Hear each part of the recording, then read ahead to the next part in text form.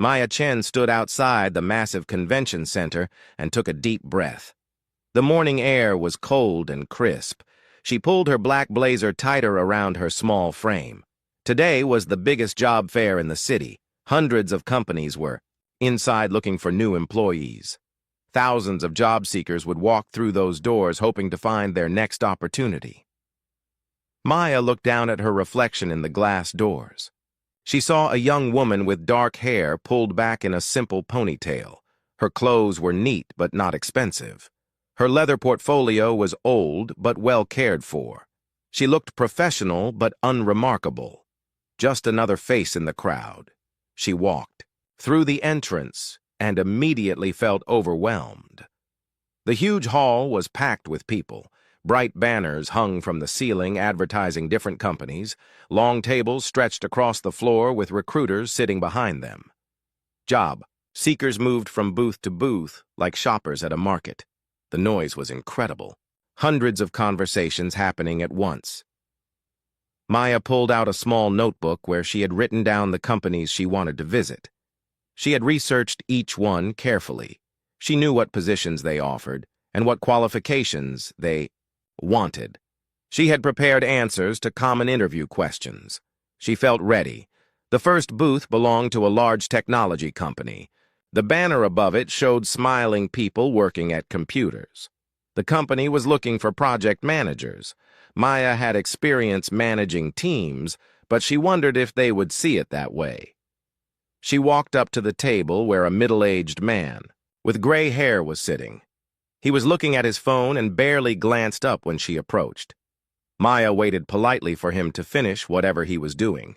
After a few seconds, she cleared her throat gently. The man looked up with an annoyed expression. His eyes quickly scanned Maya from head to toe. She could see him making judgments about her age and appearance. His expression showed he was not impressed by what he saw. "Good morning," Maya said with a smile. "I am interested in your project management positions. I have experience leading teams under high-pressure situations, and I believe I would be a good fit for your company." The man sighed as if Maya was interrupting something important. "Do you have any real management experience?" he asked. His tone suggested he already knew the answer would disappoint him. "Yes," Maya replied. "I have led teams of up to 20 people in complex operations that required careful planning and quick decision-making." The recruiter rolled his eyes. "I mean real management experience," he said more loudly. "Not retail or food service work. We need someone with actual business experience." Maya felt her cheeks burn with embarrassment. Other job seekers nearby turned to look at the conversation. Some of them smirked as if they were enjoying watching someone else get rejected. Maya wanted to explain that her experience was far from retail work, but the recruiter had already turned his attention back to his phone. She moved on to the next booth. This company made medical equipment. The recruiter was a woman in her 40s wearing an expensive suit. Maya approached with hope that another woman might be more understanding. "Thank you." Woman looked up when Maya arrived, but her expression was cool and professional. "What is your background in medical technology?" she asked before Maya could even introduce herself. "I do not have direct experience with medical equipment," Maya admitted. "But I have extensive experience with complex technical systems, and I learn very quickly." The woman shook her head before Maya could say more. "We really need someone with industry experience," she said. "Maybe you should try some of the entry-level positions." Maya thanked her and moved on, but she was starting to feel discouraged. At booth after booth, the pattern was the same. Recruiters would look at her and immediately decide she was not what they were looking for. They would ask a few basic questions, but Maya could tell they were not really listening to her answers. Some recruiters were polite but dismissive. Others were openly rude. One man actually laughed when Maya mentioned she had leadership experience. A woman at an insurance company booth told her she looked too young to handle serious responsibilities. Maya began to notice how differently other job seekers were being treated. A tall man in an expensive suit was having long conversations with recruiters who seemed genuinely interested in what he had to say. A woman with gray hair and multiple degrees listed on her name tag was being invited to sit down for informal interviews.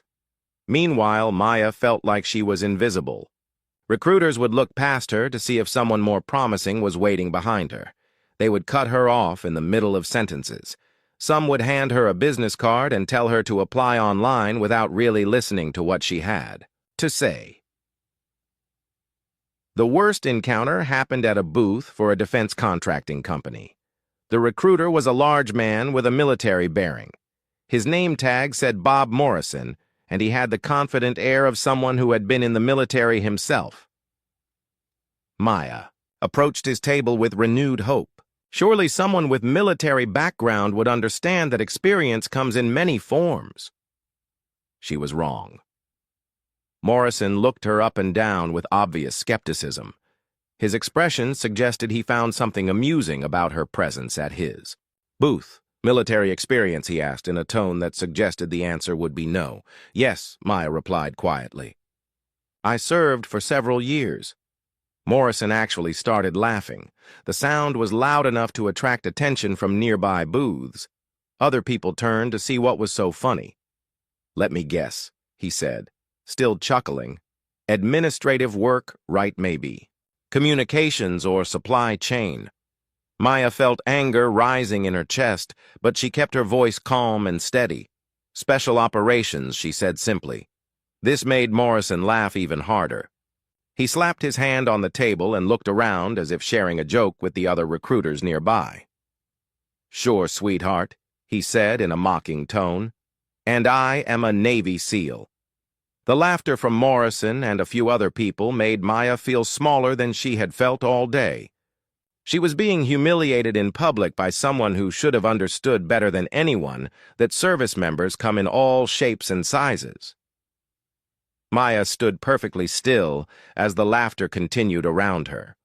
Her hands remained relaxed at her sides. Her breathing stayed calm and controlled. To most observers, she looked like a young woman who had been caught in a lie and was about to walk away in embarrassment. But something in Maya's posture began to change. It was subtle at first. The way she held her shoulders, the way her eyes focused on Morrison's face, the way she seemed to become more solid and present even as the laughter tried to make her disappear. Maya had spent years learning how to be invisible when she needed to be, but she had also learned when it was time to step out of the shadows. As Morrison continued his cruel laughter, Maya made a decision that would change everything for everyone in that room. Bob Morrison was enjoying himself more than he had all day. The small woman standing in front of his booth had just claimed she served in special operations, and he found it hilarious. In his 15 years of hiring veterans, he thought he had seen every type of person who tried to exaggerate their military service. This was a new one, though. Most people at least picked something believable. Morrison wiped tears from his eyes as his laughter began to die down. He looked around at the other recruiters nearby who were watching the scene with interest. Some of them were smiling, too. The job fair had been boring until now, but this little drama was entertaining. Maya stood perfectly still during Morrison's laughing fit. Her face showed no emotion. She did not look embarrassed or angry. She just waited. This calm reaction made Morrison even more confident that he was dealing with someone who was trying to fool him. You know what Morrison said loudly enough for everyone nearby to hear? I have been hiring military people for a long time. I can spot the real deal from a mile away.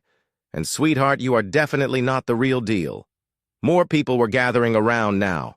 Word was spreading through the job fair that something interesting was happening at the defense contractor booth. Job seekers stopped their conversations with other recruiters to come see what the commotion was about.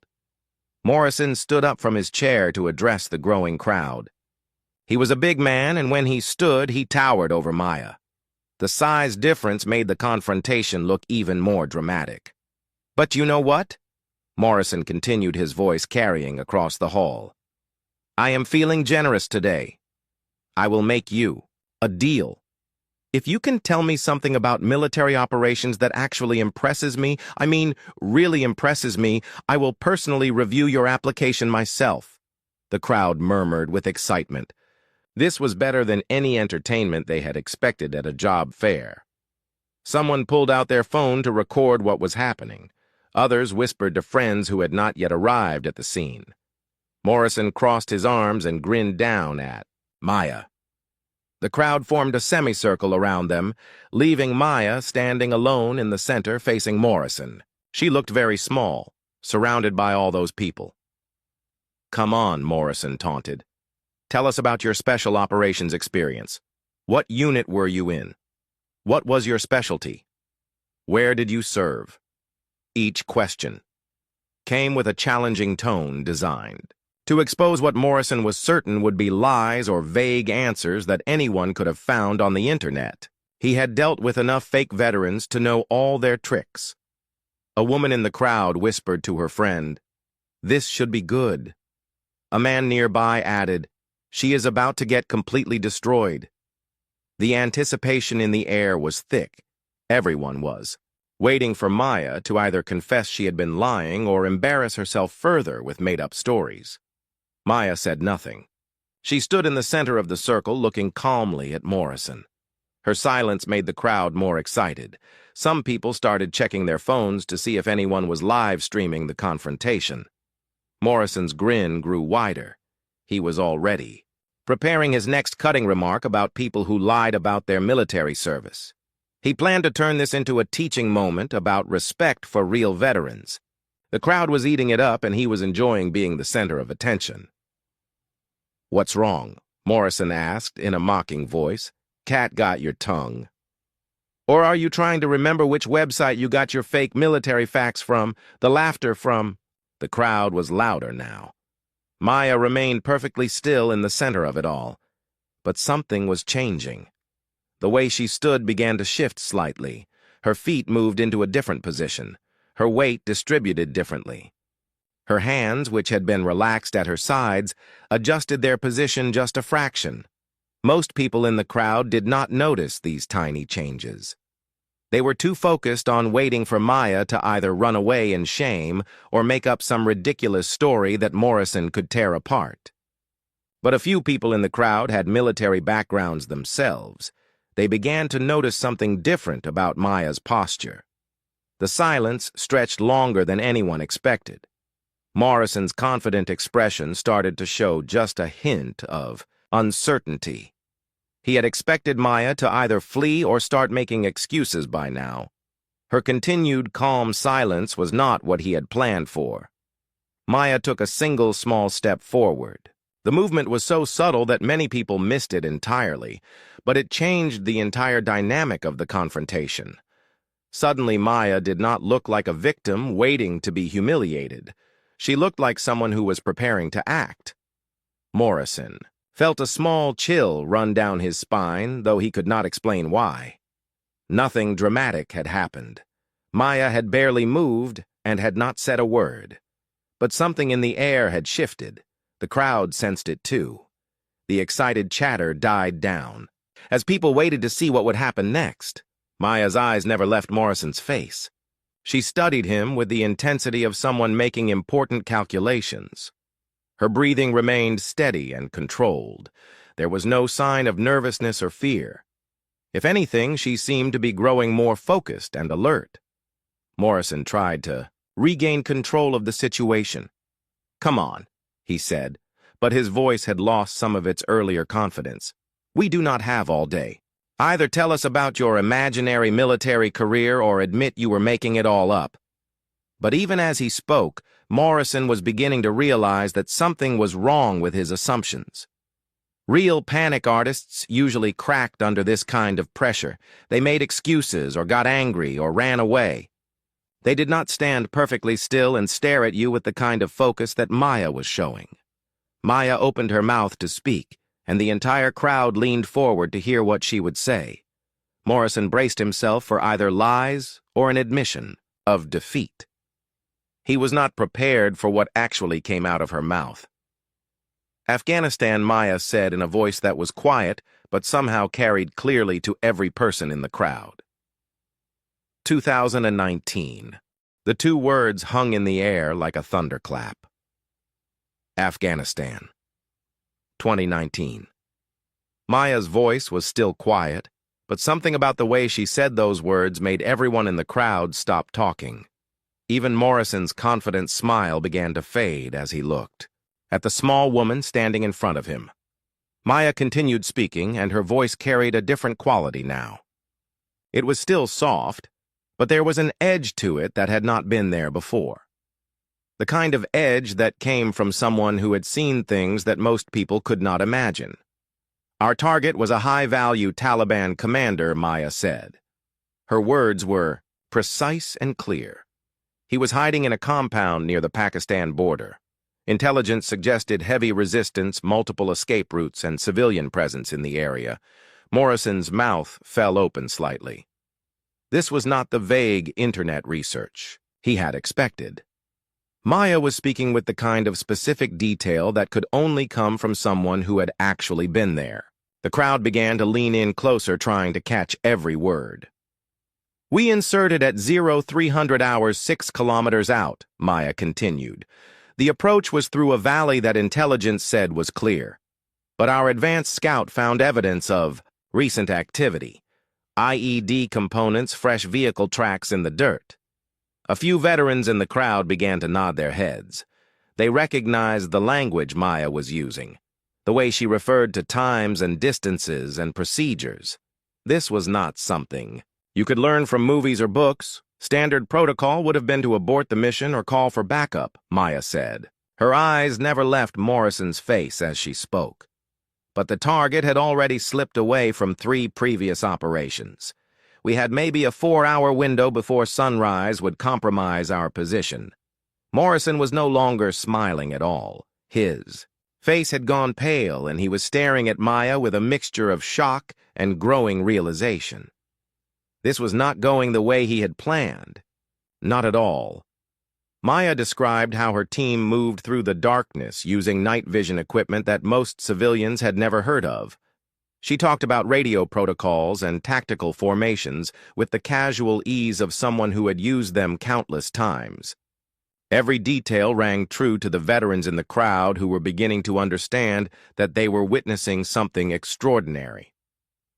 The compound was larger than our intelligence had suggested, Maya continued. 3 buildings instead of 2. High walls with razor wire, guard posts at the corners with clear fields of fire. Someone had prepared this place for a siege. She explained how her team had to make split-second decisions as their original plan fell apart. Equipment failures, communication problems, unexpected obstacles that could have meant the difference between mission success and catastrophic failure. Our explosive entry failed, Maya said. The charges were either defective or the door was reinforced, beyond what we had planned for. We lost the element of surprise, and the target was already moving toward what we suspected was a tunnel system. The crowd was completely silent now.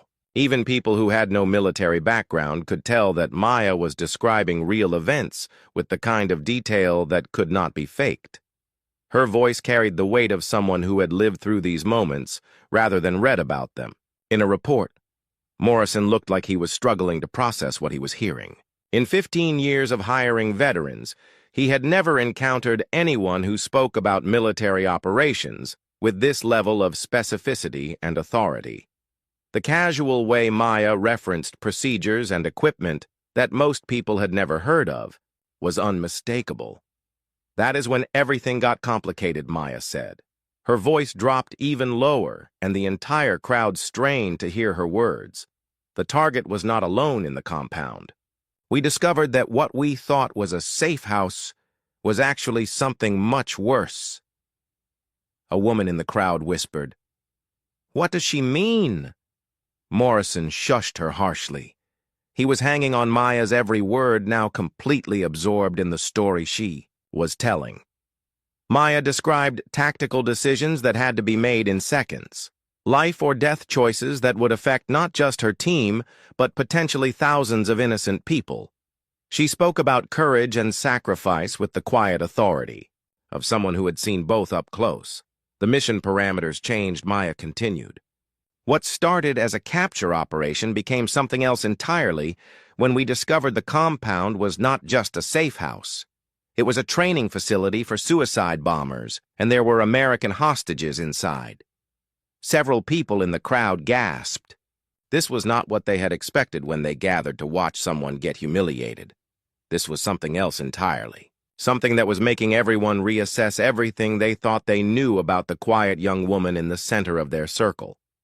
Maya paused in her story and looked around at the faces surrounding her. She could see the change in their expressions. The mockery and amusement had been replaced by attention and growing respect, but she was not done yet, not even close. She reached for the sleeve of her left arm and began to roll it up slowly. As the fabric moved up her arm, something became visible underneath. At first, it looked like decorative art, maybe tribal designs or abstract patterns. But, as more of her arm was revealed, the design began to take a recognizable shape. It was a tattoo done in solid black ink, intricate and detailed. Professional work that had clearly been expensive and time-consuming. But it was not just any tattoo. As Maya continued to roll up her sleeve, the full design became visible, and several people in the crowd drew sharp breaths. It was a cobra, a deadly snake coiled around Maya's forearm with its hood spread wide and its eyes seeming to stare directly at anyone who looked at it. The detail was extraordinary. Every scale was perfectly defined. The snake looked ready to strike, but it was not just the quality of the tattoo that made people react. It was what that particular design meant to those who knew military culture. In certain very specific circles, that black cobra tattoo represented something that most people had never heard of and would never encounter.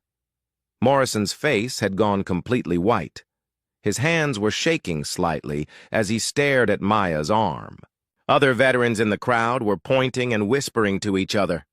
The mood had shifted from entertainment to something approaching awe. Maya finished rolling up her sleeve and stood perfectly still, letting everyone see the full tattoo. The cobra seemed to move in the convention center, lighting its black eyes, following the movement of the crowd.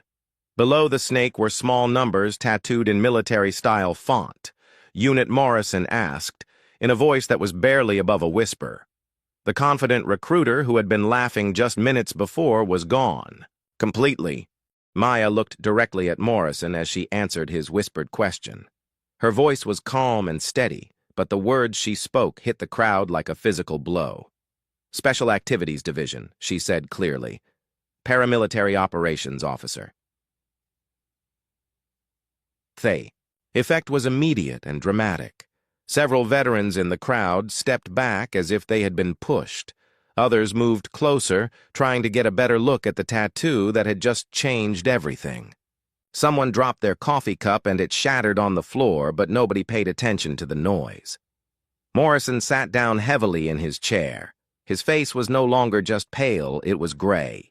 His hands gripped the edge of his table as if he needed something solid to hold on to. In 15 years of hiring veterans, he had never met anyone from Assad. Most people did not even know the unit existed. Special Activities Division was the CIA's most elite military unit. They were operators who worked in complete secrecy on the most dangerous missions imaginable. These were people who did not exist in official records. Their operations were so classified that even other Special Forces operators rarely knew the details of what they did.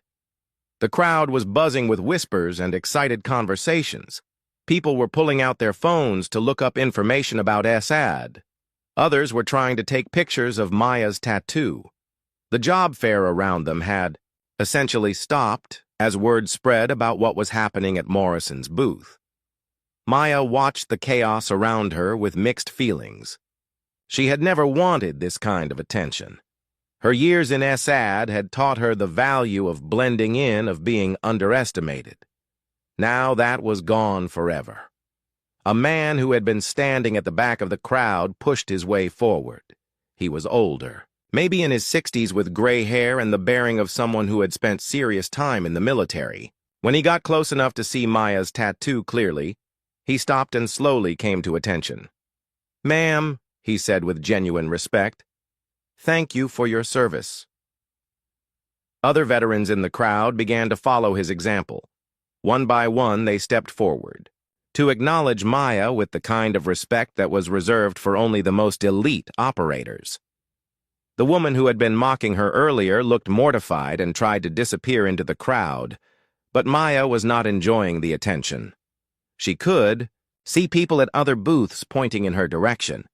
Recruiters were abandoning their posts to come see what was happening. Someone was definitely recording everything on their phone, and she knew it would be on social media within minutes. Morrison finally found his voice again, though it was shaky and uncertain. "I had no idea," he said quietly. I never thought I would actually meet someone from your unit. Most people do not even know SAD exists." Maya nodded once, but her expression remained serious. "That is exactly the point," she said. "We are not supposed to exist. We are not supposed to be recognized. The whole system depends on people like me being invisible."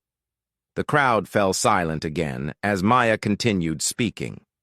"But you decided I was not worth your time before you knew anything about me.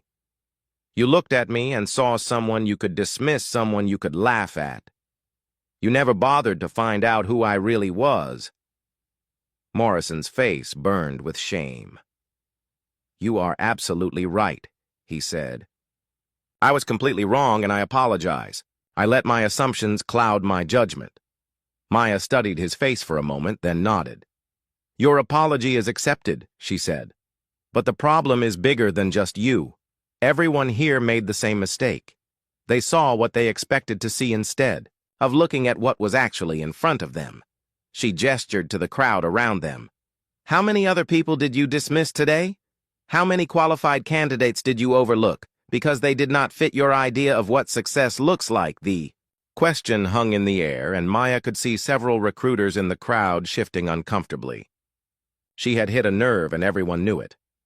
The hostage rescue took 18 hours. Maya continued bringing the focus back to her story. "We lost 2 team members during the operation. Good people who died doing their job. We saved 4 American civilians and gathered intelligence that prevented 3 separate terrorist attacks on U.S. soil." The crowd was completely silent now. The entertainment value of the situation had been replaced by something much more serious. Maya was not just telling a story, she was sharing the cost of the work she had done. The mission was classified at the highest levels, Maya said. "Most of the people involved can never talk about it publicly. I am telling you this not because I want to impress anyone, but because you made assumptions about who I am based on what you saw instead of what I can do."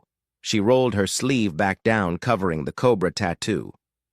The symbolic act felt like closing a door on a part of her life that she had not planned to share. "Every person you dismissed today has a story," Maya continued. "Maybe not like mine, but valuable in ways you have not bothered to discover. Every resume. You did not read every conversation you cut short. Every assumption you made about someone's capabilities, you missed opportunities." Morrison looked around at the other recruiters in the crowd. Many of them were avoiding eye contact, clearly uncomfortable with Maya's words. She was right, and everyone knew it. A young woman pushed forward from the edge of the crowd. She was probably in her early 20s with several visible tattoos and piercings that had likely caused recruiters to overlook her all day. "Excuse me," she said to Maya. "I just wanted to say thank you. I have been dismissed at every booth I visited today. People look at me and assume I am not serious or qualified, but I have a degree in computer science and 3 years of experience in cybersecurity." Maya smiled at her, the first genuine smile she had shown all day. "What is your name?" she asked. "Jessica," the young woman replied. "Jessica," Maya said, turning to address Morrison and the other recruiters nearby. "This woman has exactly the kind of technical expertise that most of your companies desperately need. But you probably never gave her a chance to tell you about it." Morrison looked at Jessica with new eyes.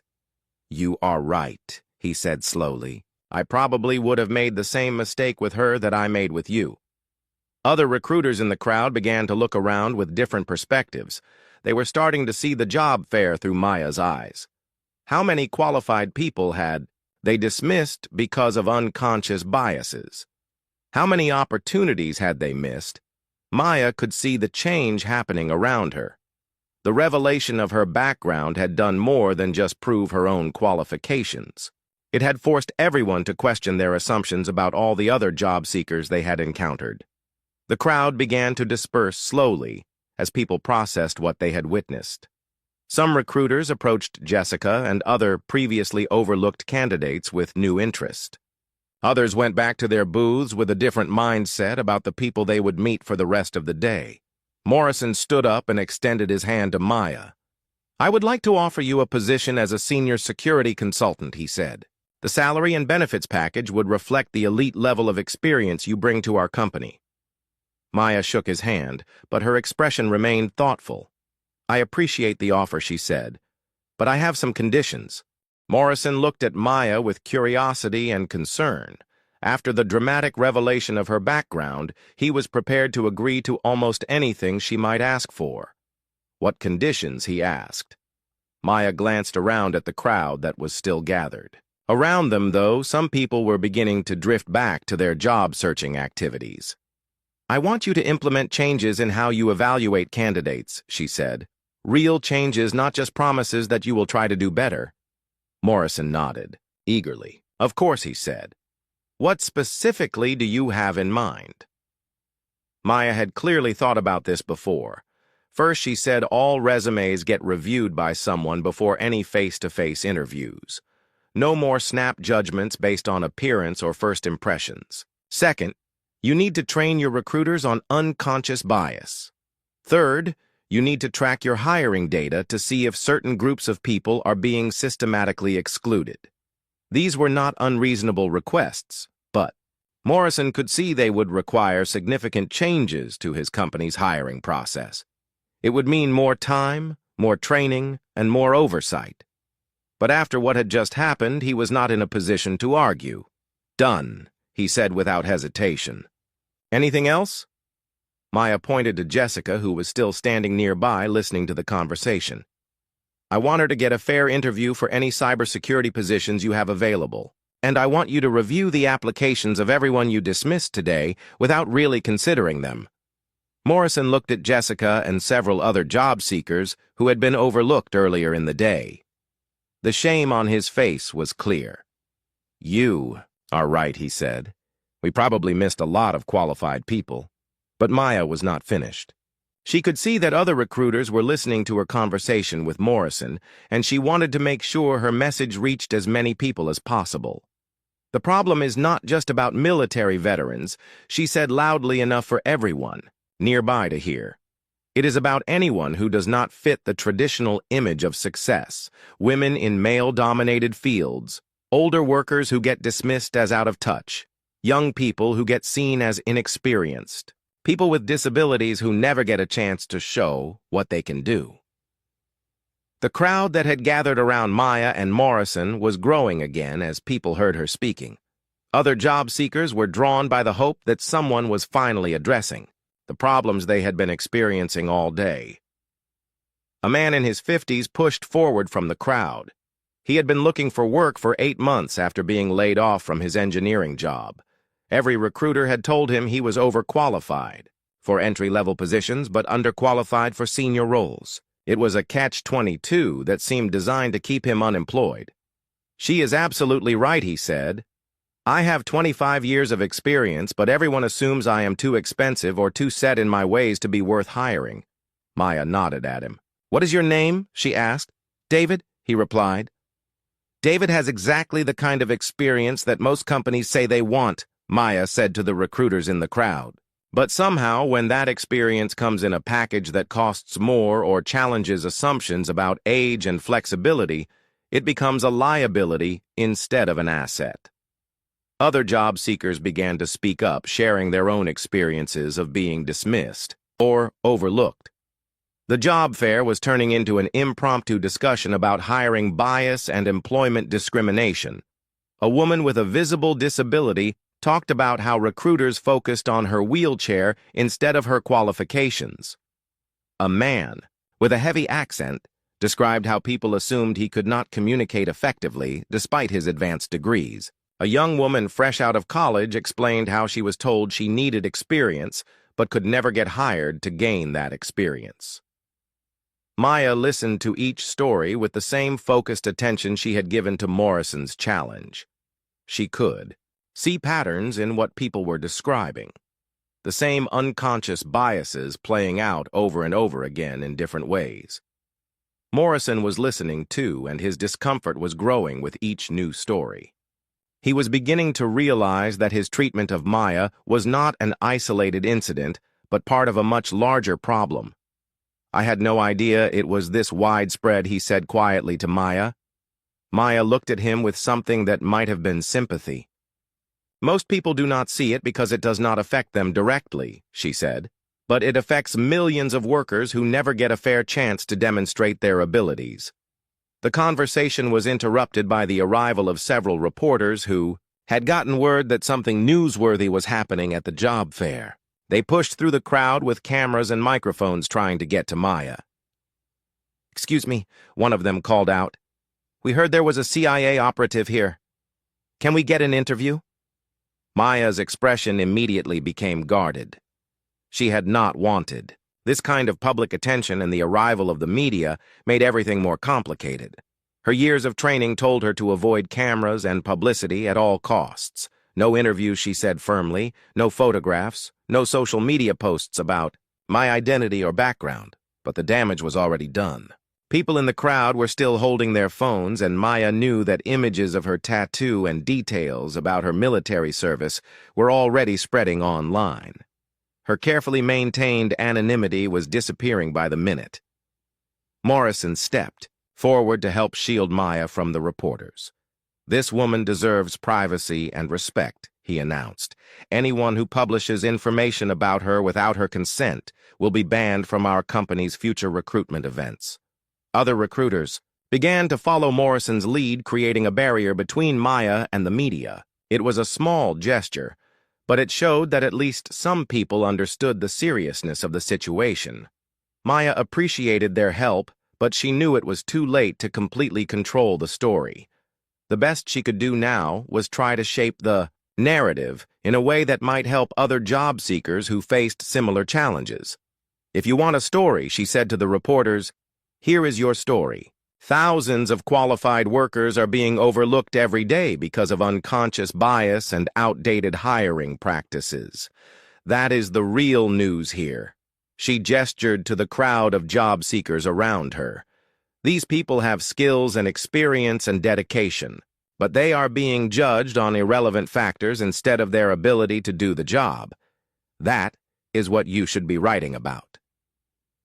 The reporters seemed disappointed that Maya was not willing to discuss her military background in detail, but they began interviewing other job seekers about their experiences with employment discrimination. Maya used the distraction to quietly slip away from the center of attention. She found a quiet corner where she could observe the continuing conversations without being the focus of them. Morrison followed her and approached carefully. He could see that Maya was processing everything that had happened, and he did not want to intrude. "I want you to know," he said quietly, "that what happened here today changed everything for me. Not just how I hire people, but how I see people. You opened my eyes to something I should have been aware of all along." Maya nodded, but her expression remained serious.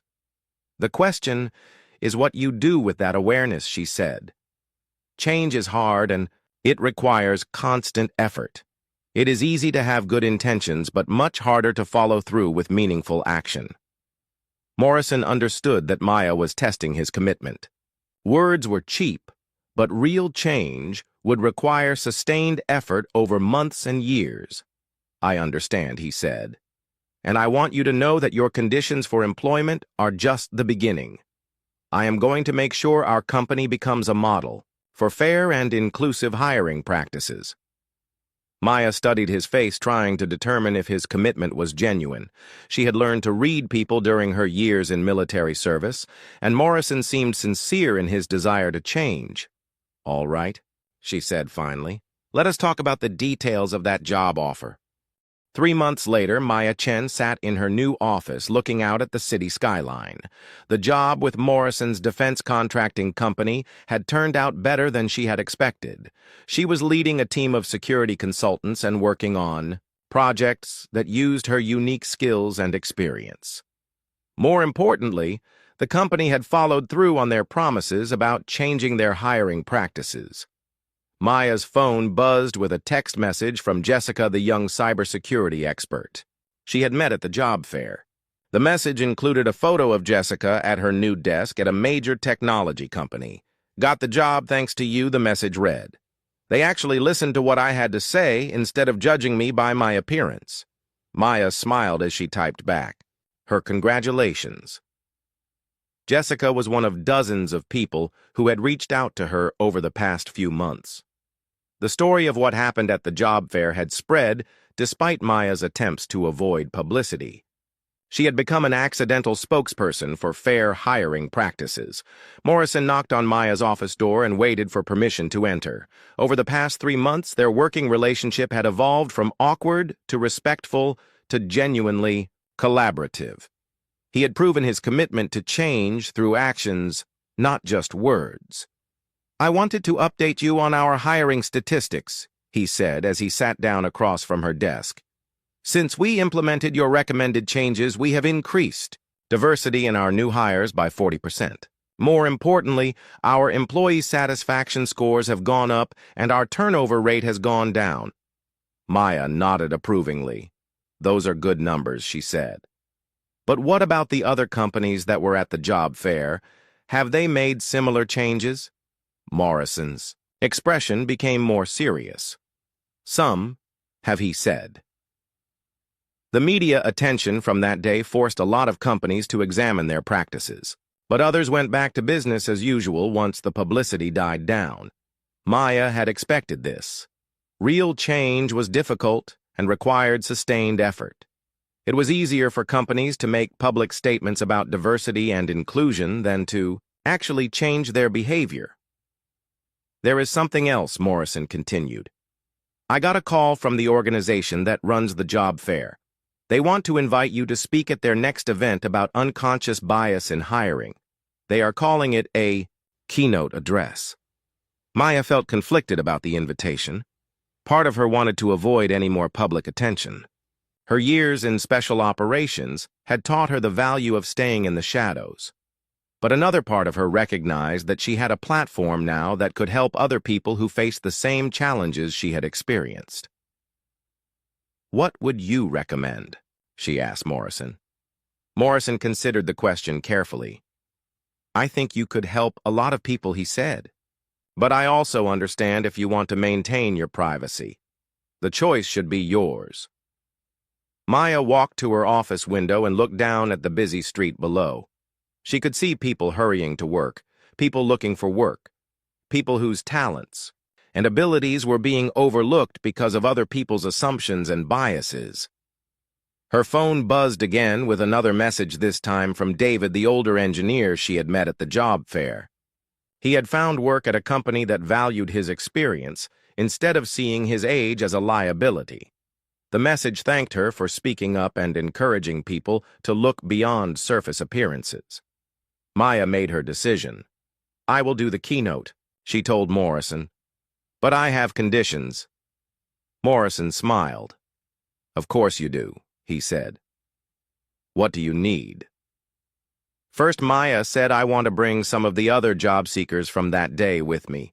People like Jessica and David who can speak about their own experiences. This is not just my story, it is their story too." Morrison nodded.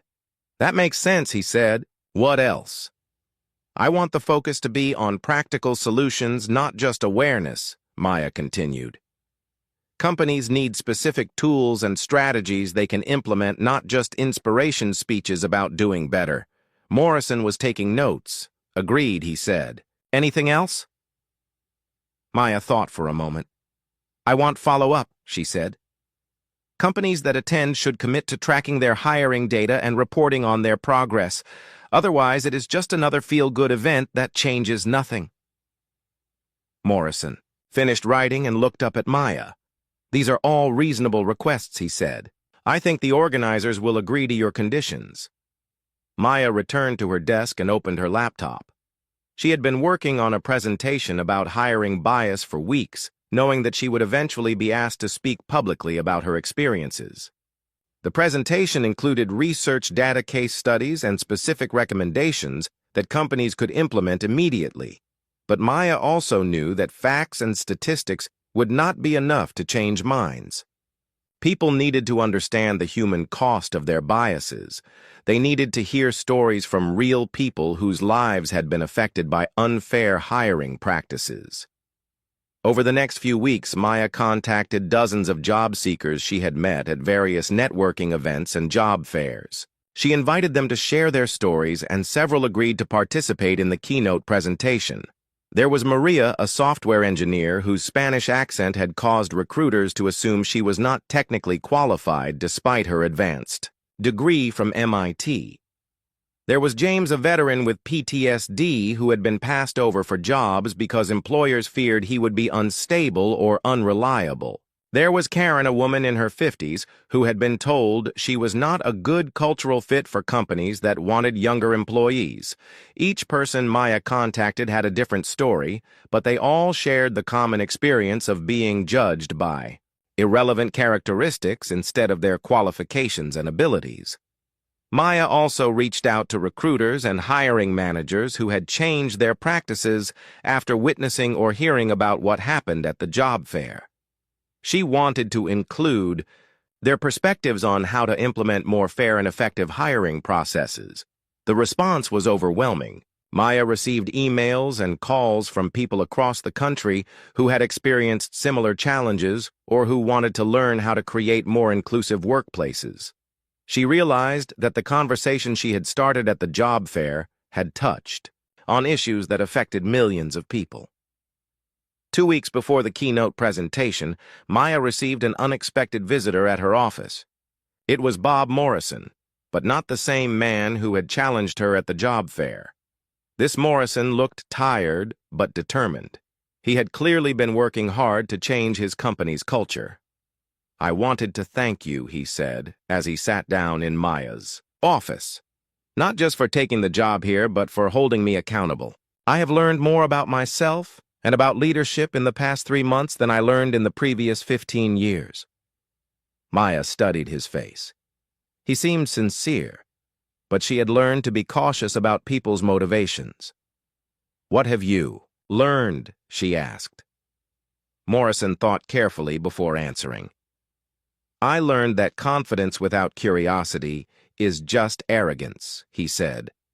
I was so sure I could spot talent that I stopped actually looking for it.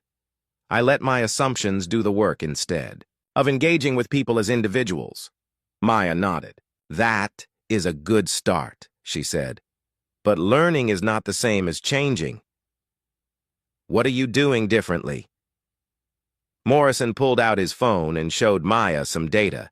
Since we started blind resume reviews, our interview rate for women and minorities has doubled, he said. Since we started structured interviews, our hiring decisions are more consistent and more fair. Since we started tracking our data, we can see patterns we never noticed before. Maya was impressed by the concrete steps Morrison had taken. Data was important because it made bias visible and measurable, but she also knew that changing systems was only part of the solution. What about the culture, she asked. Are people actually behaving differently, or are they just following new rules? Morrison's expression became more serious. That is harder to measure, he admitted. But I think people are starting to see things differently. The conversation has changed from whether bias exists to how we can address it. Maya appreciated Morrison's honesty about the ongoing challenges. Real cultural change took time and required constant attention and effort. The day of the keynote. Presentation arrived and Maya felt nervous for the first time in months. Speaking about military operations to a hostile crowd had been easier than talking about personal experiences to a sympathetic audience. The conference hall was packed with hundreds of recruiters, hiring managers, and business leaders. Maya looked out at the crowd and saw faces that reminded her of the people who had dismissed her at the job fair, but she also saw people who seemed genuinely interested in learning and changing. Maya began her presentation with a simple question. "How many of you have ever been wrong about someone?" she asked. Almost every hand in the room went up. "Good," she said. "That means you are human. The problem is not that we make mistakes in judging people. The problem is that we do not have systems in place to catch and correct those mistakes." For the next hour, Maya walked the audience through the research on unconscious bias, the cost of unfair hiring practices, and the benefits of inclusive recruitment. She shared stories from the job seekers who had joined her on stage and listened as they described their experiences in their own words. But Maya also offered hope. She showed examples of companies that had successfully changed their hiring practices and the positive results they had achieved. She provided practical tools that organizations could implement immediately.